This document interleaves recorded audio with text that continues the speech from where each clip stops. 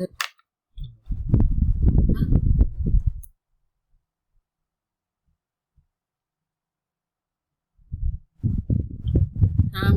warahmatullahi wabarakatuh.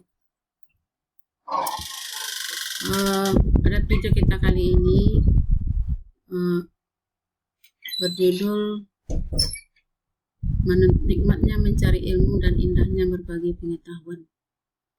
Sebelum kita membahas lebih lanjut tentang nikmatnya mencari ilmu dan indahnya berbagi pengetahuan, terlebih dahulu mari kita berdoa agar nanti apa yang kita pelajari bermanfaat bagi kita. Berdoa mulai.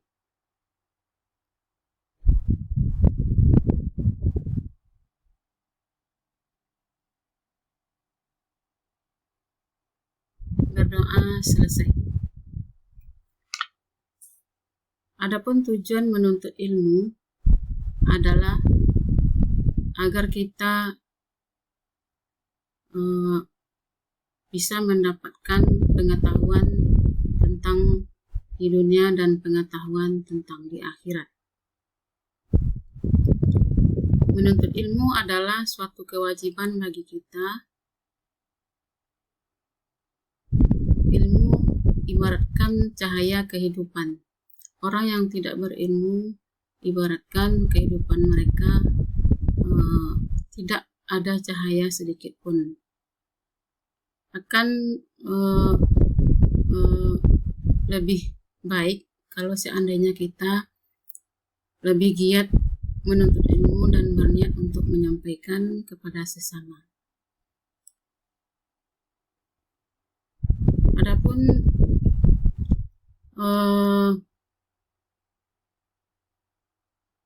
materi yang akan kita bahas pada kali ini adalah memahami Quran Surat At-Taubah ayat 122 dan hadis terkait tentang semangat menuntut ilmu, menerapkan dan menyampaikannya kepada sesama.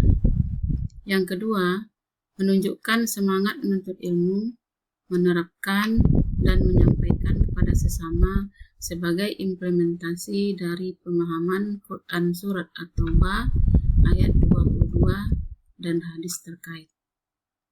Yang ketiga, menunjukkan perilaku hormat dan patuh kepada orang tua dan guru.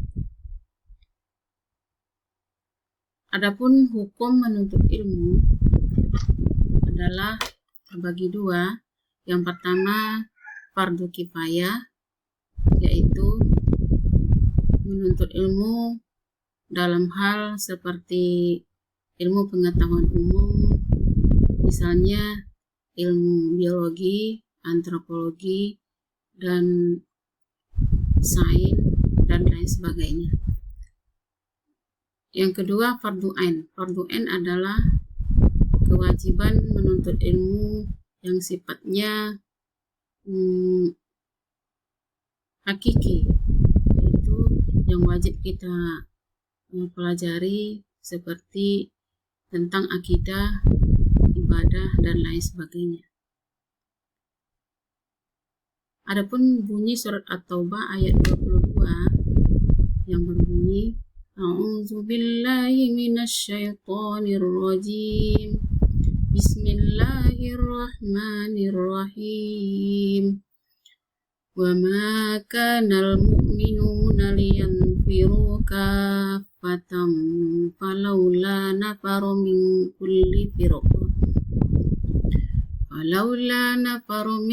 kulli firqatin minhum ta'ifatun liyatafaqahu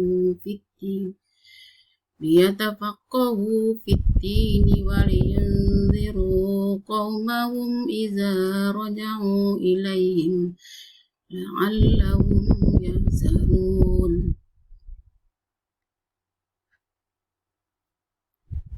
Dalam ayat ini bisa kita pahami bahwa menuntut ilmu sama pahalanya dengan orang yang pergi berperang di medan perang. Artinya di dalam masyarakat tidaklah harus semua orang pergi berperang, tetapi sebagiannya hendaklah pergi menuntut ilmu dan mendalaminya, dan bisa berbagi ilmu kepada masyarakat atau orang lain. Jadi menuntut ilmu itu sama pahalanya dengan orang yang pergi berperang atau orang yang berjuang di medan perang. Adapun keutamaan orang yang menuntut ilmu, yang pertama, diberikan derajat yang tinggi di sisi Allah Subhanahu wa Ta'ala.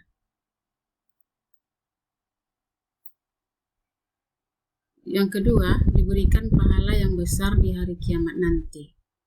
Dan yang ketiga, merupakan sedekah yang paling utama. Yang keempat, lebih utama dari orang yang ahli ibadah. Yang kelima, lebih utama dari sholat 1000 rakaat. Yang keenam, diberikan pahala seperti pahala orang yang sedang berjihad di jalan Allah.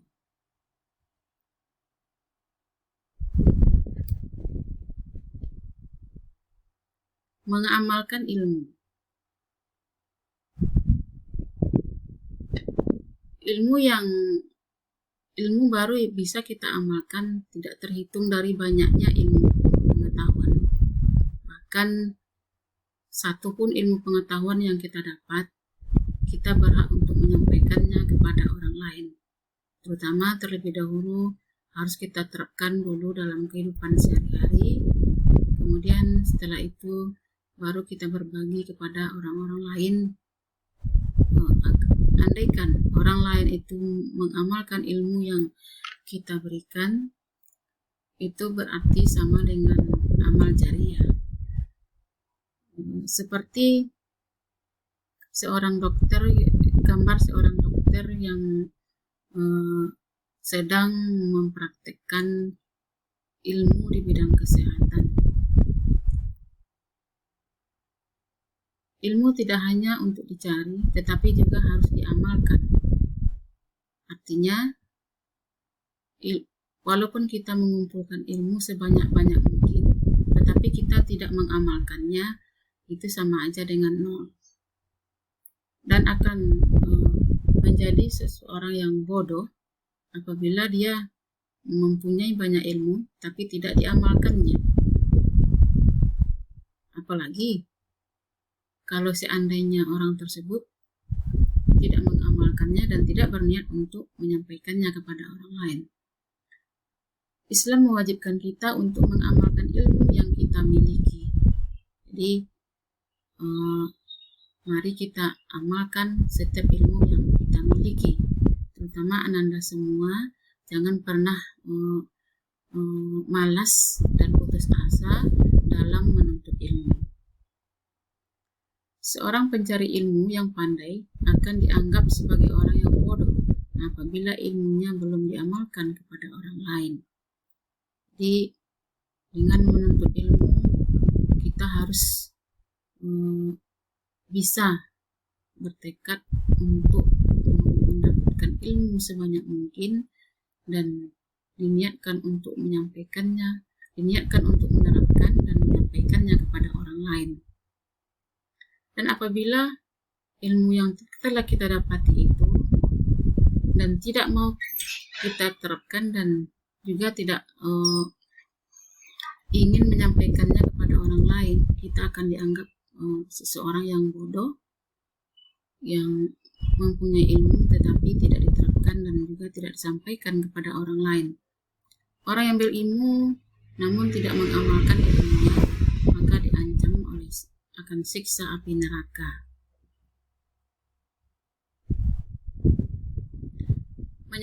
Menyampaikan ilmu kepada sesama. Orang yang memiliki ilmu wajib menyampaikan kepada orang lain. Tidak ada ketentuan yang mengatur seberapa banyak ilmu mulai disampaikan kepada orang lain. Tidak ada ketentuan dalam agama Islam seperti itu. Walaupun kita mendapatkan satu ilmu pengetahuan, tapi kita mempunyai niat untuk menyampaikannya kepada orang seperti hadis yang diriwayatkan oleh Imam Bukhari yang berbunyi "Ballighu anni walau ayah", rawahul Bukhari. Sampaikanlah dariku, maksudnya ilmu itu walaupun hanya satu ayat. Hadis yang diriwayatkan oleh Bukhari.